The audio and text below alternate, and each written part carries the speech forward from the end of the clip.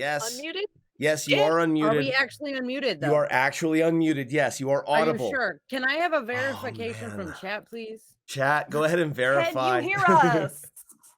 Can you hear us? Yes, they can. I can see the little deedly bob going up and down. But if you are here, please do chime in, because this was wow. I've run a lot of games of Dungeons and Dragons. I've run a lot of games of Dungeons and Dragons, and I've run a lot of games of other I've run a lot of sessions of other games, both tabletop and LARP. And this was in one of my very, very topmost, both emotional and satisfying scenes. Like Jeff, right up there with the mage one that I did with the Promethean. It was so good. So I wanted to mention that before I said anything else, before anyone else said anything else. I've been DMing for a long ass time, and this was an amazing session. Speaking of before anything else, please let me roll the d20 to see if the staff got destroyed. Yes, of course. 2 weeks without knowing. Let's go ahead. I'm going to just go ahead and jump to the table. So it's on a 1, it gets blown up, right? On a 1 on a d20, the staff not blows up, but it does it vanish. It explodes in your face, you get shrapnel. So this is very, very important roll. All right. Come on, Tamora. Okay, we're good. It's not a 1, that's all that matters. All right. That was at a -5 though, right? No. Wiz, I appreciate you so much. I'm glad that you are here as well. Psychanthrope, Clarion came back different. Yes. Let's go ahead and start. It's burning. Psychanthrope is gonna come to our houses if we don't spill the beans. Am I allowed to actually say what he is? Yes, you are. Well, you are allowed to say whatever you want about your character. If you want to, you don't have. However, you are also allowed to torture Psychanthrope further and just not say it. I'm gonna torture Psychanthrope. I'd really like to talk about it because everybody here knows, so it's not like it's out of character knowledge that they don't know. Please, by all means, tell us about. They don't know. Now, in this campaign, in this campaign, I let people respec, and in this case, Clarion, one more time. He is a reborn. He came back as a reborn. So with a reborn, something goes wrong. You are some sort of person who has come back from the dead in some way, form, or fashion, whether it be like a Frankensteinian kind of, flesh, binding back together, or, some sort of you've come back to life. And it's gone horribly wrong. There's something wrong. And there's many different things that can happen. And there's tables to roll, or you can choose. And Clarion has been in the waiting room, waiting for basically that raiding realm, waiting for his goddess to come get him for eons, right? It's been a while. And he was so traumatized by the Roper, by the way that he died, that when he came back, he has huge holes in his memory that have not come out yet, but will be coming out. He's got his scar. And to be clear, this was not the first. Clarion is not the only being now to have inhabited his body. No, because that's the other problem. During the Forge of Fury, Lore blew the whistle and brought Clarion back as a zombie as a way of maybe carrying his own corpse back to his own grave. Very, very practical decision, does not lead to excellent outcomes when it comes to resurrection. Yeah, so there was something else in my body, and that helped screw it up, and so yeah, Clarion does not have a pulse. He does not have to breathe, except to actually say things. He no longer has to eat or drink. There's a bunch of things that are both bonuses and pitfalls of being a reborn. But we had talked and planned this out, that Clarion was not going to come back normal. He was going to come back as a reborn. I really appreciate when there are like real consequences for in-game deaths, especially ones as random as rolling a crit on a roper attack on Clarion, right? That's the reason you didn't get any death saves is because I crit you and dealt way too much damage. And like I love that has completely changed the story. It's changed the entire tone of this campaign. Yeah. And I like that bringing you back did not fix everything, right? Getting the stat, everyone was so hopeful. Like you get the wishing lamp, right? And you rub it and you make your Everything's wish. gonna be normal. And it's Everything's not. gonna be right again. And it's not. And I love that. I think it's so good. I could not have written a better story if I had tried to write a novel from the beginning. Amazing. And I also like the level of, like, we saw Calder's making assumptions. We saw, like, in character, they don't know why he came back this way. And it's gonna, it might not ever fully come to light. The characters might not ever really figure out why this happened. Psychanthrop says death should always leave a scar, and I agree. Yeah. I agree. Yeah, I personally love the scar where your hair turns completely white. I have run a thing before where like resurrection leads to negative consequences. Love that stuff. I like it when like the hair turns completely white. If we were playing by that, I would make Clarion's hair be white and Echo's hair be white because of the channeling that yeah. And then Meepo probably would have turned more white too. Yeah, like that's how I would have done it personally, but just that's because I like that flavor shit. Speaking of which, I am going to, I have the reason Echo was looking so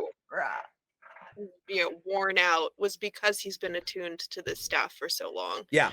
And so like that's why he was looking sick heading into this. And so I am gonna, once we come out of the catacombs and into like daylight, there might be some marks left over from this experience. I have to give you specifically, Gail, some serious props because like that interaction between you and me as the staff was kind of overwhelming you was again kind of off the cuff based on how you were reacting. So like I wasn't expecting it to talk to me. I wasn't expecting it to talk to you either, but it turned out to work out that way. And it worked really well, I think. Like, I feel like, again, just like death, interaction with legendary level magical items should always, A, be a very epic event, and B, have consequences. And also, they're all sentient. And most of them are sentient. That's the way that very, very high level magic works, right? You make a program, you write a program that can write its own program. Yeah. I'm a computer science teacher. Don't listen to me. Moving on. Computer science teacher plays D&D. Go ahead, Jen. I do think the fallout from this is going to be interesting vis-a-vis the different characters because you all did react, in different ways. Yeah. And I do feel like in many ways, Lore and Hyacinth are gonna, circle the wagons again and attempt to support Clarion. But obviously Calder is just he's gonna be Calder about this. And look, as long as he doesn't burn my house down, I'm happy. And excellent callback. Echo at the same time is excellent also callback. Probably going to blame himself and Meepo, like, and we know that Boulder Shoulder is shouldering a lot of this on top. That was another thing, like his like latent guilt over the fact that he feels like he sent Clarion to his death, and your response there, again, just mind-explodingly amazing. Because like you said, yeah, I had my choice. I went there, like I chose to be there. Yeah, you gave us the quest, but I chose to accept it. And it was so good. I do want to ask Jen, were you surprised by anybody's pleas to Clarion? Or was it about along the lines you were expecting from people?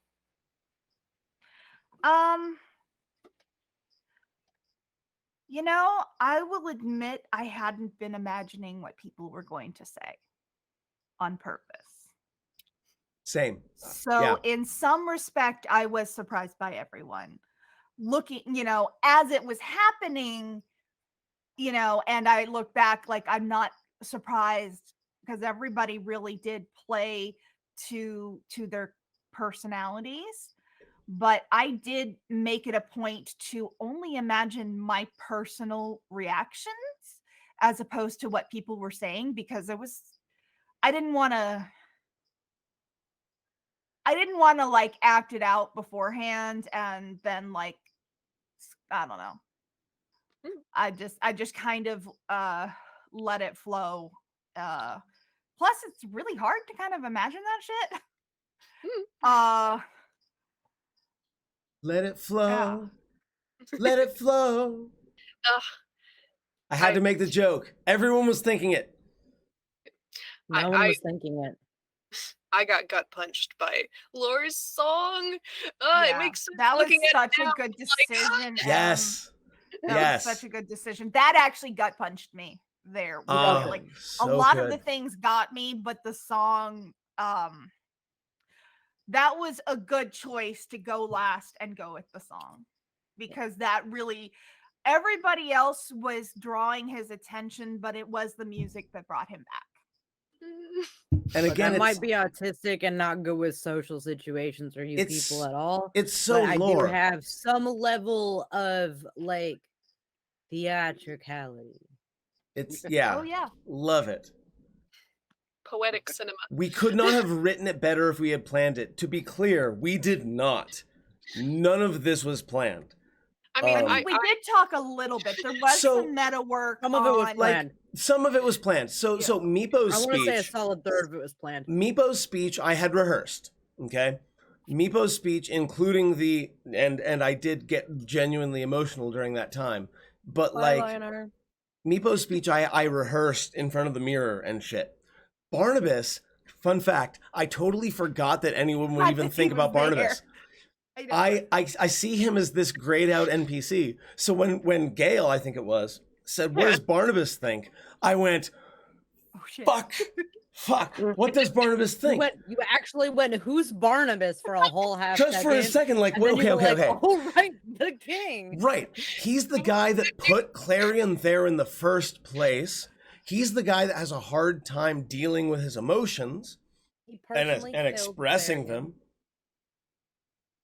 With his own 2 teeth. And he started the whole quest to bring Clarion back. It was his initial action. Right. He was the one who in fact like started marching on the stone tooth, which is going to be a big thing in later story, like because he saw Clarion's death. Yeah. It was a very, very pivotal moment in the campaign, and I was not expecting it. And it took this campaign in places that I did not in any way expect or intend when I first started this game. I love it.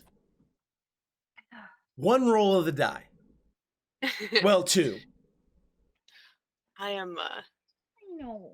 I'm very curious, and I'm sure we're going to get into it next session too, but like I can kind of guess a little bit. Take care, Lana. But I'm curious what everybody's in character, like what the characters currently think happened of why Clarion's. Yeah, I'm kind of interested too. Calder's blaming the changes on the whistle and therefore connecting Lore directly with why something went wrong, hence being extremely angry. Oof. That's what we need. More of a fight between Calder and Lore.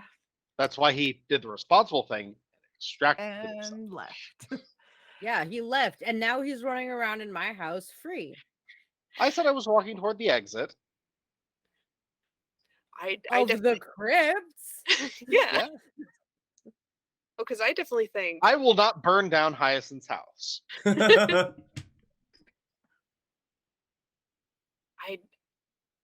I don't think Charlotte realizes much is wrong yet. She didn't roll very high on that perception check. No, she did not. And I think Echo thinks that he fucked it up. Yeah.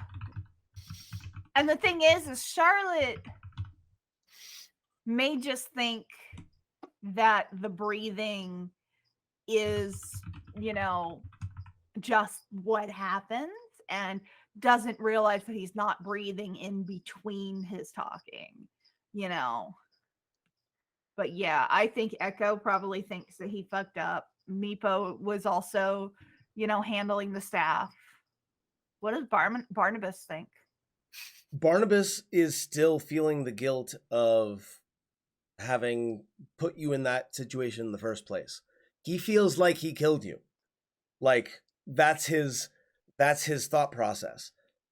Because if you go back and cause and effect enough, if he hadn't told you or asked you or, tried to pay you to scout out this apparently incredibly dangerous dungeon, if he hadn't done that, Clarion would still be alive, and that is 100% maybe probably true depending on what other shenanigans Clarion got into, but that's not the thought process, right? The thought process is I killed Clarion. A solid 6 steps further real quick.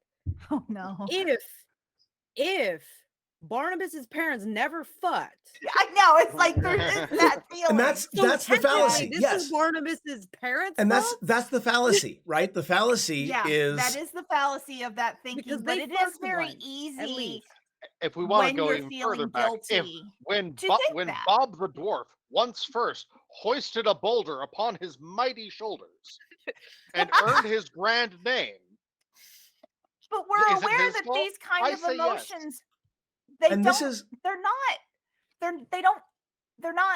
they don't make sense. Like these kind of emotions aren't relying on logic. They're relying this kind of grief and self-recrimination and stuff. It's too easy to say it's my fault and just point to a specific thing, and that does take the agency out of Clarion's hands. But he's a king, and that's in his head. In his head, he's a king. Yeah. Right. The buck stops with him. When something bad happens, it's the king's fault. When the people suffer, it's the king's fault. And it's a complex he has because like this like that. His clan has been declining under his administration, but not through any fault of his own. But his administration has failed to save Citadel Adbar from dwarves fleeing to other clans. Yeah, but his decision to claim all of that as his problem is literally a coward's way out. And it's kind of what happens to all people in great power, right? When somebody has that crown, they take that kind of cowardice way of, I'm just gonna take all the blame on myself and not worry about the consequences. Well, you either do that, I think, or you become a very callous individual who will not feel any feelings at all. Also possible.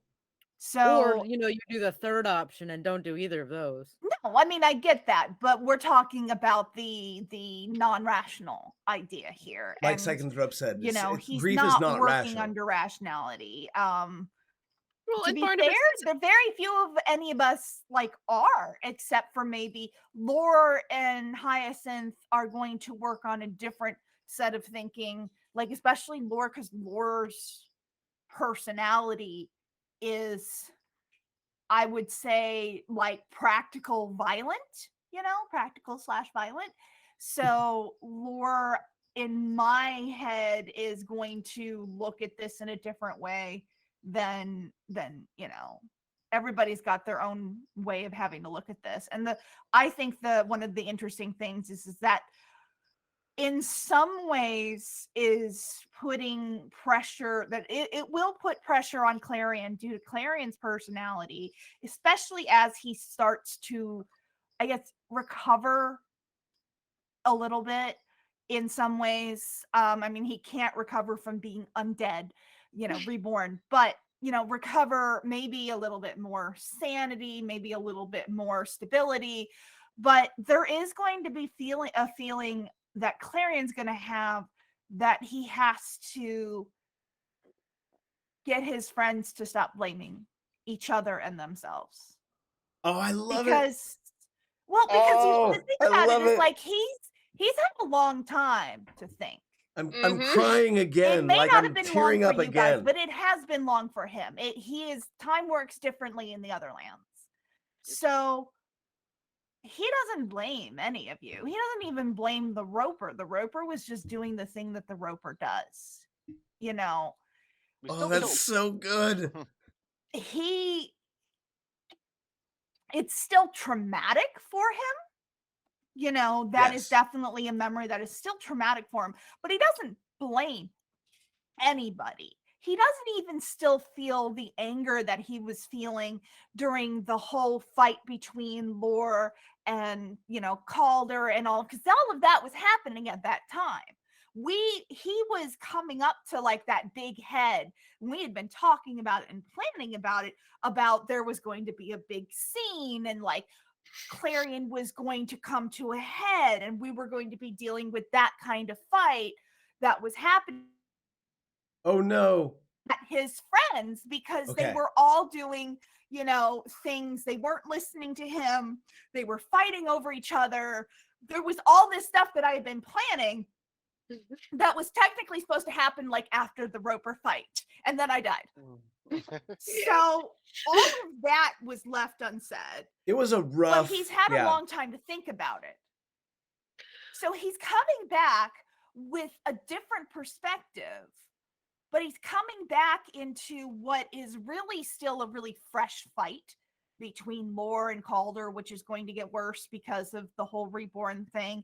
He's coming back to, a war that's still taking place, that is an issue. He's coming back to, a pregnant partner, and his child, and there's a lot of stuff that's happening. I will say that as we move on in the stories, as we've been talking about it, I do plan to have Clarion take a back seat for a little bit because he needs a lot of time to recover. I was gonna ask. And I cannot play him as he is and have him be a workable character. He has to take that time with his family. He has to go see his parents, who have not been told he was being brought back to life.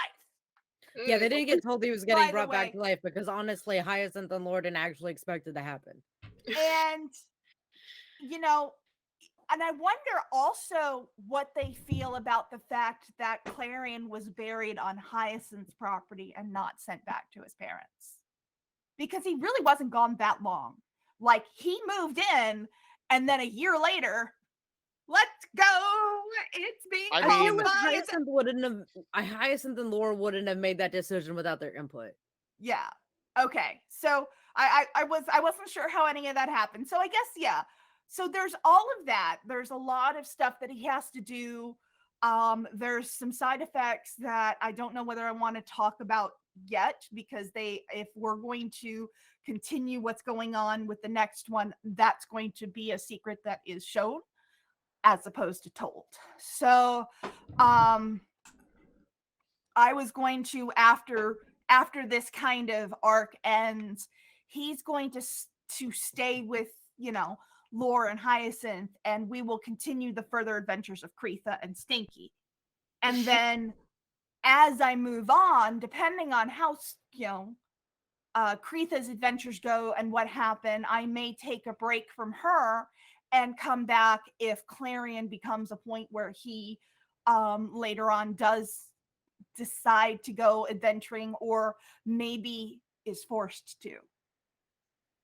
So, but that's way in the future on storylines we haven't even talked about yet. Yeah, that's a ways down the line, but I like these glimpses into Yeah. what we're doing. I am But yes, interested. I can throw. He does have PTSD.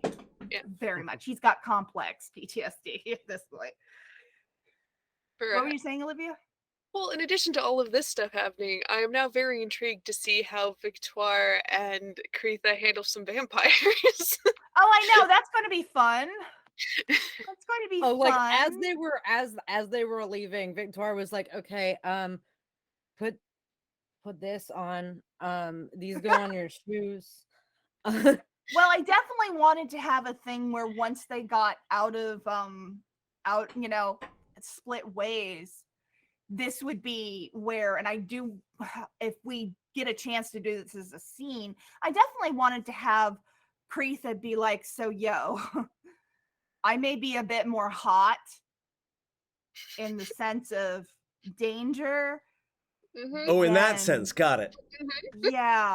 So yeah, there's definitely that she's going to want to talk to, because it's not Hot in fair. the sense of danger, as in like you are like, let me do a fight, or like Hot in the sense of danger as in my family is obviously following me and I did not tell any of my friends. at least you have family. Oof. Oh god, this is going to be a fun conversation, isn't it? This duo is great. I am loving Oh that we are god, getting more. it's gonna be so You hard guys to communicate. It's gonna family? be terrible. Oh my god. Oh, it's gonna be so much fun. Oh. I want You know- my family back, but like they're probably dead. Calder looks over at his family. I don't want any of your family nasty. Yes, Echo. that is how I refer to them as well. But Gross, gross, gross, gross, My gross. cat Echo is is stalking slowly me. accumulating everyone else into his family. Yay. He's officially claimed Kreetha as a sister now, like you do. Yeah. Yeah. So does Echo and Calder, do they have an idea I mean, obviously I've got an idea that something's going on, but do they have an idea that it could be her family? I get the idea that Echo has at least an inkling because of how Echo talked to. He put together the conversation they had back in Waterdeep, the fact that she's nervous about having to account for things when she goes home, Yeah. and then the fact that we came across a goblin camp and then you got very fucking nervous. So he is making that assumption that even if these goblins aren't your family, seeing other goblins makes you nervous, you're worried about your family. Yeah. Calder's What in about a very, Preetha? Calder's what is less along than Echo is, but does make the connection of you are not on the best of terms with your family. You don't certainly don't take pride in your association with them. When we found a goblin camp, your response was, let's not look for them, let's not talk to them, let's move on, and let's not try to identify them by any means, let's just move on. And he looks at that and goes, okay. Even the way you That's presented fine. it, Jen, the way you presented it was as gormless as it could possibly be. Yeah. You were like, yeah, she looks you straight in the eye and says, no, it's not a problem. Let's leave right now, please. What does gormless mean? As in, like, no deception whatsoever. Yeah. Thank you. No attempt to disguise. Yeah, I didn't. Otherwise, I would have tried rolling deception. But Preetha, fighting for me. all that she is a spy, is not good at it around friends. Which to bring that point to its ultimate conclusion means that she doesn't have friends before much, so like she has family, like not family, but her mom, and stuff, and she had friends as children, but like as an adult, as an old, it's just, Yeah. she learned you don't get close to people. She was being grabbed to be used by her father, and that's it's hard to be the bastard child of the king, the chief. I'm not sure what I was using as the Chief? king. I think said king. I a lot. think that he was styling himself king because he was on the mainland instead of Chult, and he was trying to be more, modern. And if there were a lot of And- goblins under his command, it might not be an unfair title. Yeah, and the thing is if you think about it, like that's part of why I think that Kreetha was being sent where she was. He's trying to bring about a kingdom, and that's that's really important if you think about it. He's trying to consolidate power in a world that is rather different than, like, obviously his area still has a lot of influence and like traditions and stuff, but at the same time he's been trying to like westernize it, to use like a modern term. I don't know what, like, I guess northernize for them. I guess. Yeah, that seems Yeah, I right. guess, He wants to assimilate. yeah, he wants to assimilate you all under his control, but yes. So I mean he wants to adopt I local know, customs. I know. He wants his group to assimilate with him at the top. Yeah, he wants, and that's a Cylons. that desire for power is what makes him so dangerous. Yeah, Yep. I'm very curious when when Kretha's gonna come into contact with these goblins. because I've had Rita my does not want that to happen. I've Vampire goblins. What the fuck, Rob? that would be interesting. I have to say I'm gonna really quick. golf club them. With I my have to say that 2 random encounters had no idea they were coming. The Allosaurus, Ankylosaurus, thank you. Resident dino nerd, much appreciated. That was again a totally random encounter. I came up with the idea that it was a mother the moment you told me it was a vegetarian. And like it still would have been cool even if it had not been a vegetarian. I love how that's a random roll of the die can bring one character in specific. Like Kretha, you really got into this. It was a totally random encounter, but like you found something there that you really wanted to follow up on, and you can, and I love that.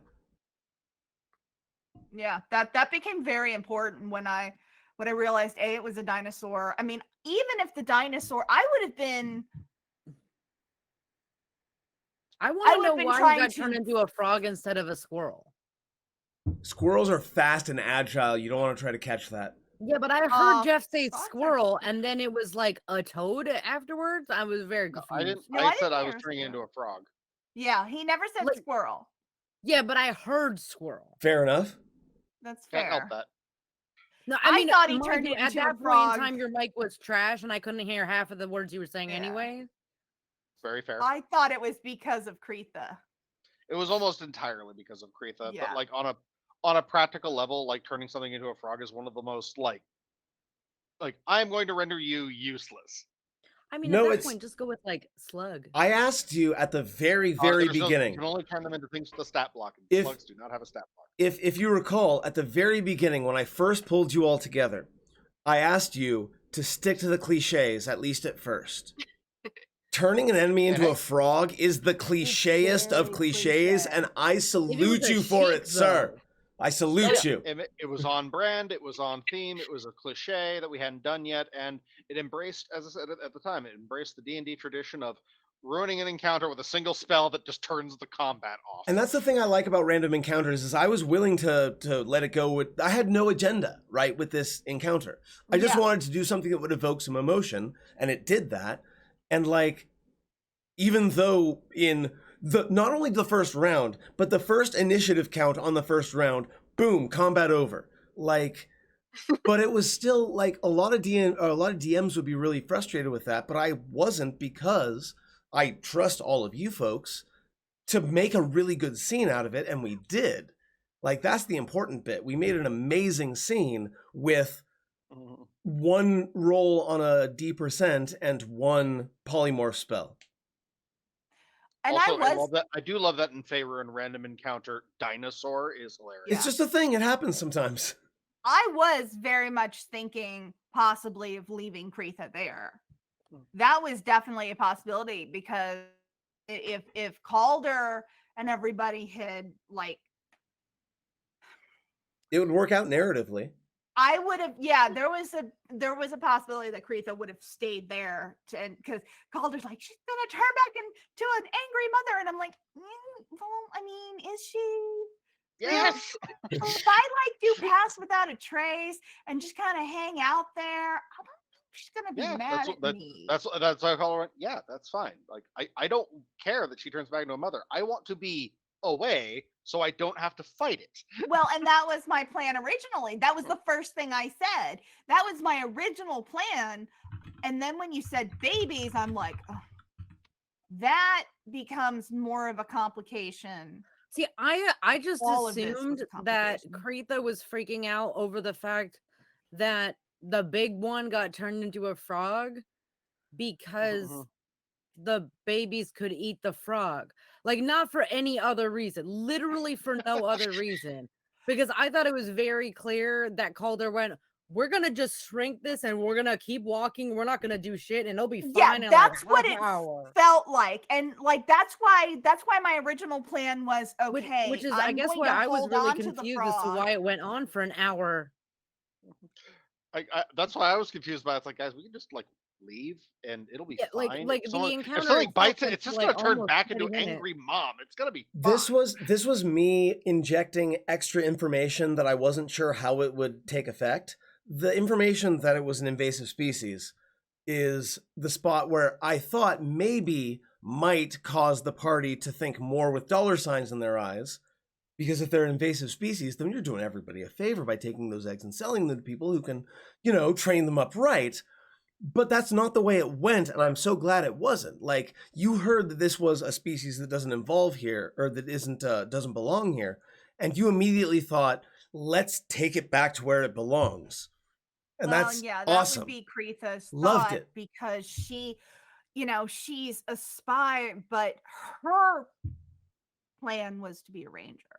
See, That was her first idea. I took the invasive species thing in a completely different direction. I love it. Like, why would you like chop like a thing up and sell it if it's an invasive species?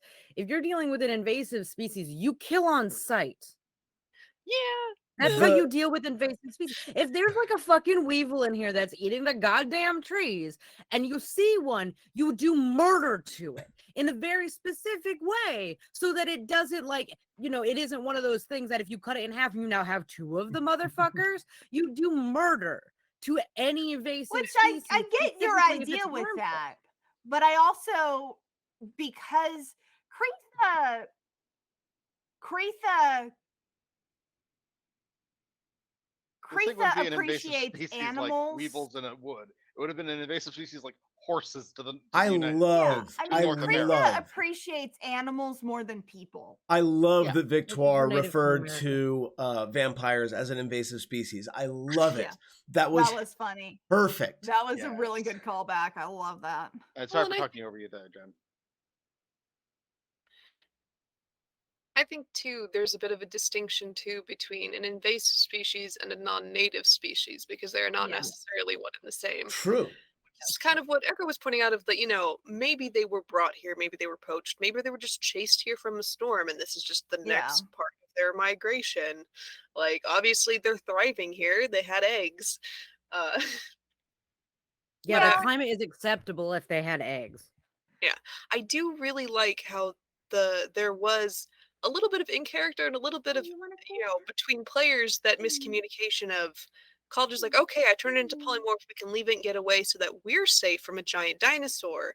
And Kretha and or Jenn, who doesn't know what polymorph can or cannot do, thinking the frog is going to die and leave these babies motherless. Psychanthrope yeah, says, that was a big deal. Like, she did not want those babies to be motherless because and you've established before that Kretha does not understand magic. She's not studied the arcane. She doesn't understand what polymorph is, and that because you turn it into a frog now, if the frog dies, then the dinosaur is going to be fine. Like, that's not an assumption in her head. Yeah. Done better than if this had been just a few weeks ago when she was still freaking out about the table attacking. Yeah, the idea of a thing can become another thing is not great for Kretha. That's why Calder says, like, if it's attacked, whatever attacked, it's gonna have a bad day. It's not gonna That's why I say we should leave. And then Calder not understanding that Kretha doesn't understand that the dinosaur will be fine. Yeah, I know. Like, it was a little bit of a role play misunderstanding, but it was also made a lot of sense in character that Calder and Kretha don't understand what the other person isn't understanding about this magic. Well, you also have to think, while she is not directly from Chult, there are going to be dinosaurs along the edge. We have established that that is a thing. And they come from a long history of dealing with dinosaurs and giant lizards. So, just because there are big predatory ones doesn't mean that the herbivores would not have their place in a society that is trying to survive on an island. They, for all, they probably were dependent on these dinosaurs for food, like leather. I'm not really seeing too many deer on an island that is volcanic with a bunch of dinosaurs. These dinosaurs are predating on each other. So you've got, if you're going to have a situation where they're going to be relying on something like that, they're also relying on the dinosaurs as food, as shelter, as things like that. So Kretha comes from a history and a long tradition of dinosaur husbandry in some small form or fashion. If not, while it's not her specific group, if not deification. Yeah, they are dead. So her first instinct would maybe, had it been a carnivore, to kill it, but that is an herbivore with babies. That is a food source. That is leather. That is so. Not to put too fine a point on it, like an right. herbivore is like in D&D, you can be an herbivore and still be an apex predator. We still have twig blights. We have shambling mounds. You could be a vegetarian in D&D and be like this absolute monster hunter. You can be a hippo in real life and be an herbivore that kills more things along the Nile than anything else. Hippos just love the killing, though. Yeah. I just love the idea of like this apex predator, like an herbivore. And what's up? No, Jeff is talking. He's cut me off twice. I figure I let him continue. I'm so sorry. Meanwhile, Vic is just like, okay, so like animals don't like me already, and I'm just gonna walk. I figured y'all had to catch up to her because she kept going and didn't stop while y'all were having your argument.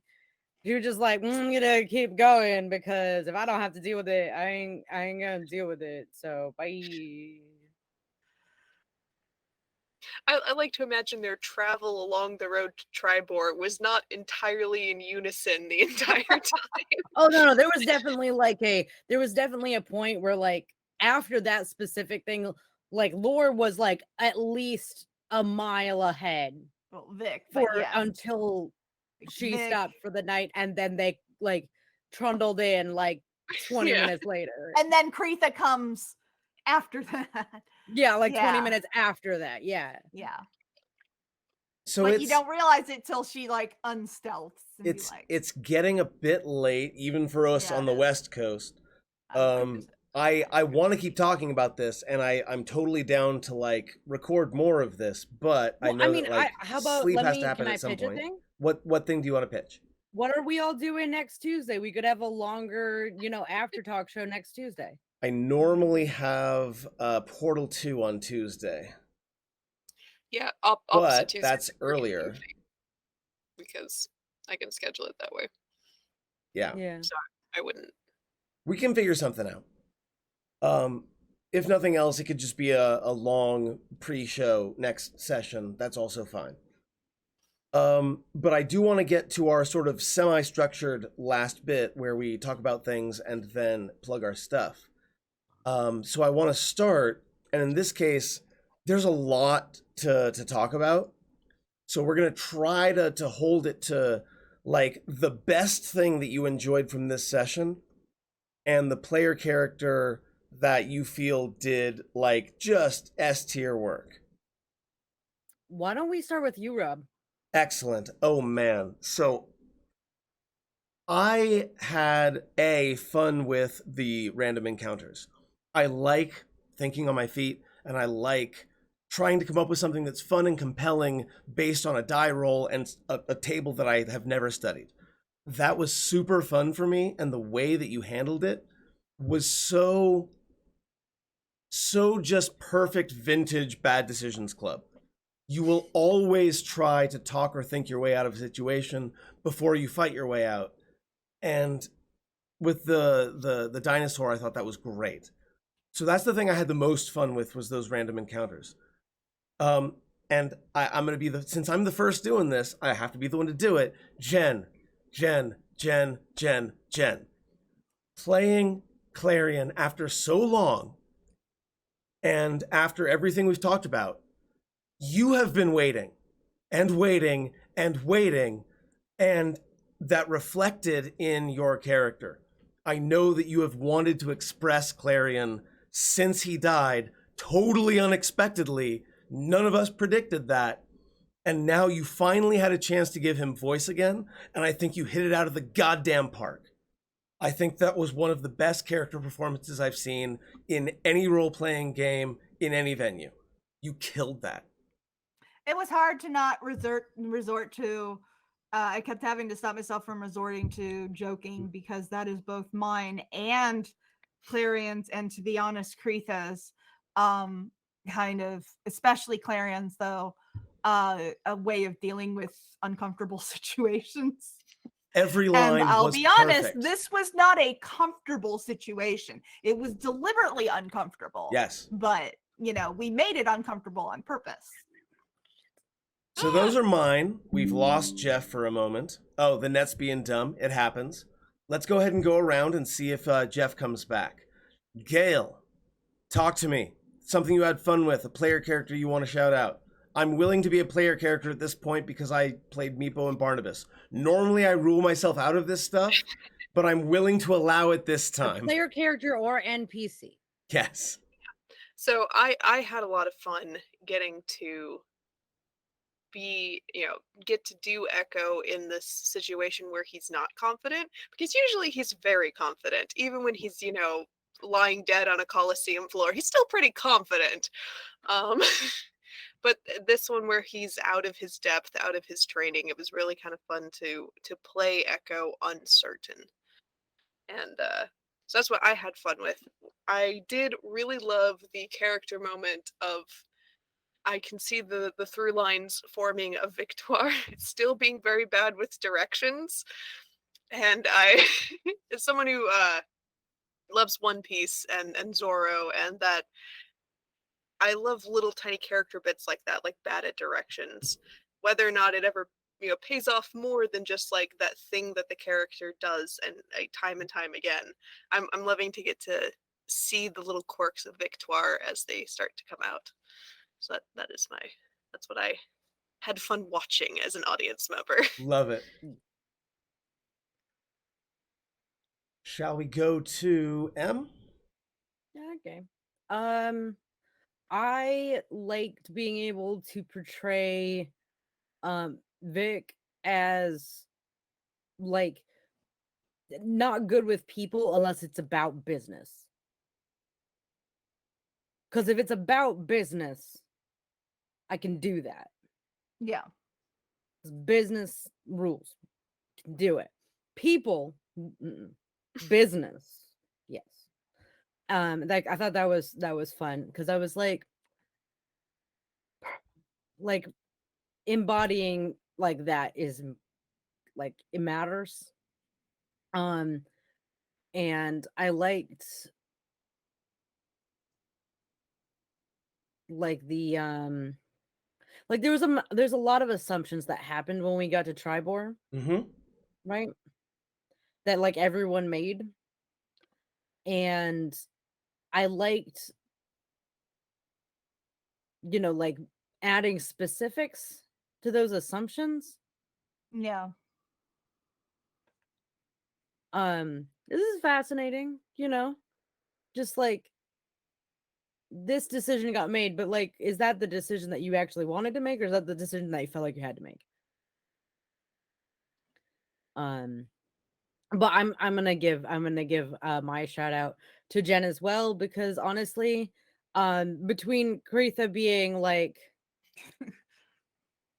kind of obsessive, and then I understand what it's like to sit with your camera on for like an hour, not doing anything as you wait for your scene to show up.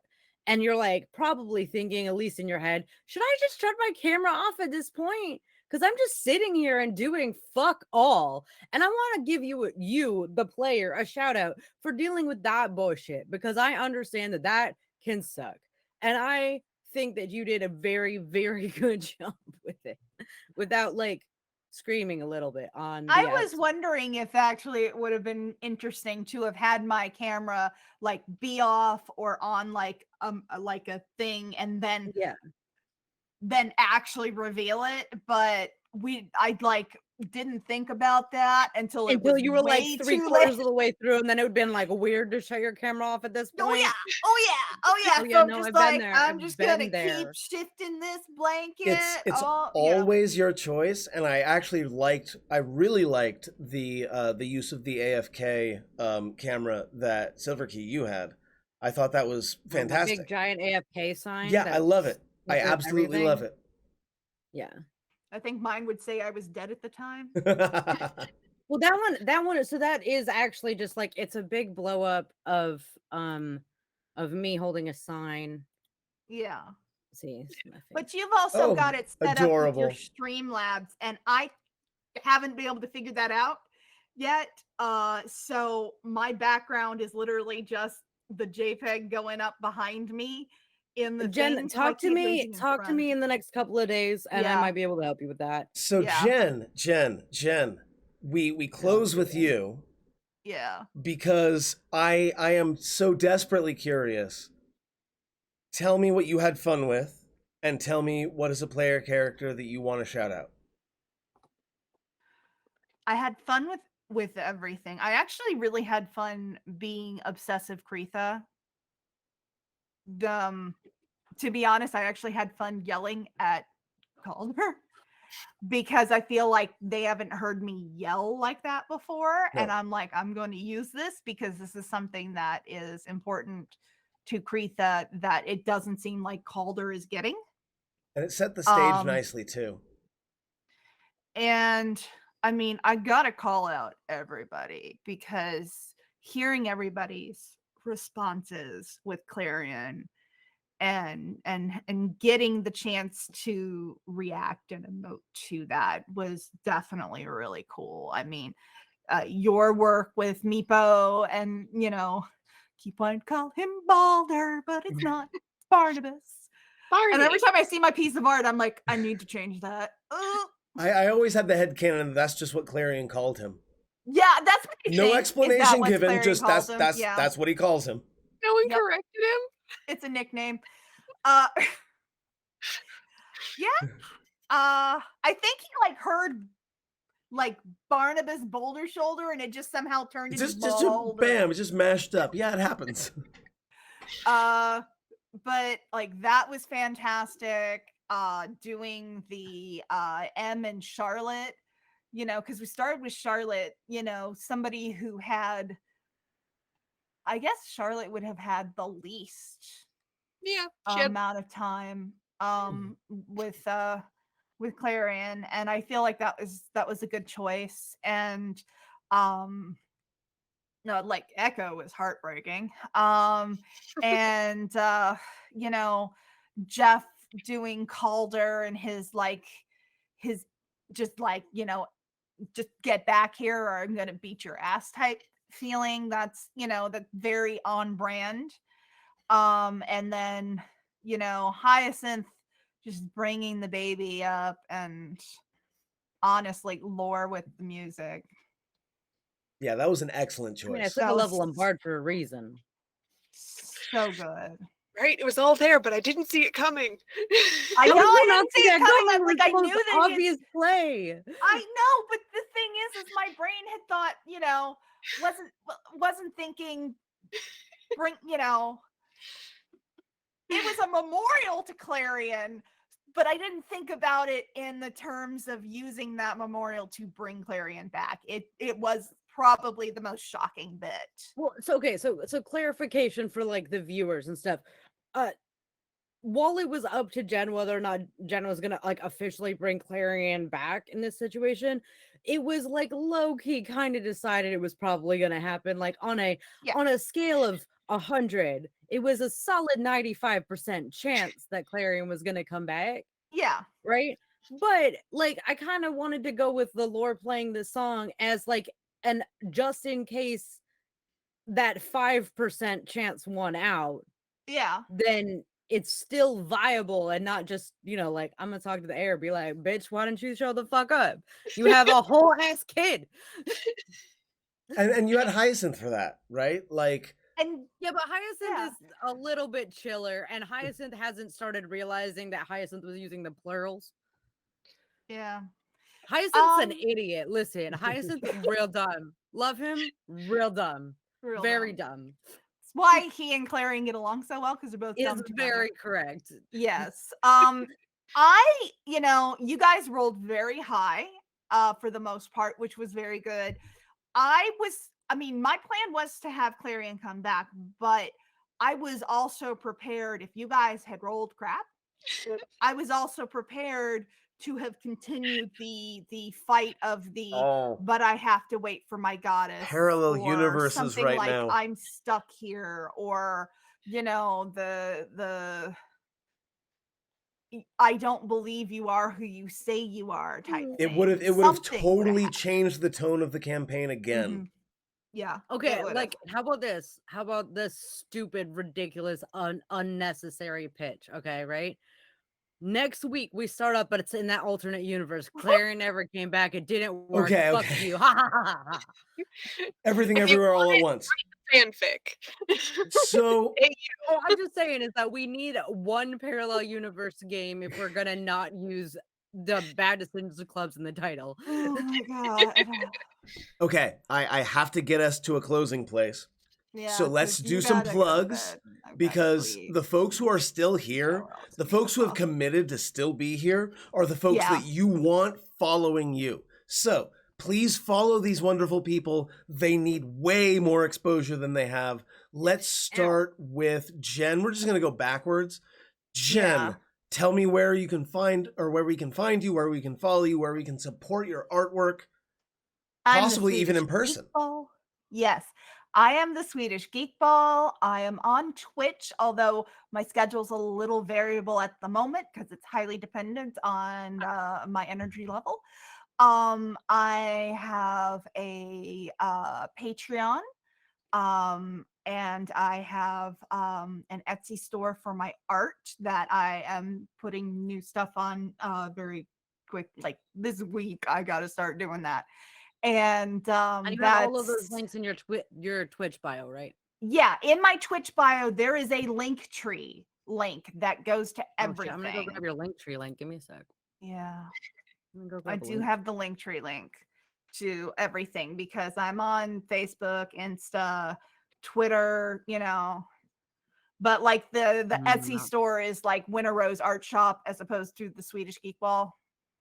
Gail, Because I'm trying to be more. I feel like you have a Tumblr. I do. It's a measure of separation. It's misspelled. I'll put it in the chat. Speaking of AUs and fanfics, want to come read or see some things? That's where I'm putting all of my stuff that may or may not be canon. Sometimes it is. Sometimes it turns out that way. Sometimes I make it canon. Sometimes you force it. Yeah. And then do we have Jeff's? Jeff is still tired and angry on Angry. TikTok. And Instagram. And Instagram. And Instagram, yeah. Strong recommend. He's a very solid follow. Lots of I grab both the Instagram link. excellent art and excellent time lapses of his art. So that is Still Tired and Angry at both TikTok and Instagram. And M. Instagram is not liking that, but okay. M, tell us where we can follow you. Oh, that's funny. I'm once over key everywhere and forever. And you can find me on Twitch, obviously, and Twitter at MathDemigod. You can also find me on Patreon at MathDemigod. I could always use the extra money so that I can stream for like more than $1.50 an hour. And you can find the VODs of this very campaign at youtube.com/gamingmathematically. That's youtube.com/gamingmathematically. There is a playlist called the Bad Decisions Club. You can go all the way back to the very, very first session 0 when everyone was just a level 1 scrub. It's pretty awesome. You should check it out. Otherwise, Not a scrub. They can get love from me. thank you very much for watching. We'll see you next time. Good night, everybody. We did it.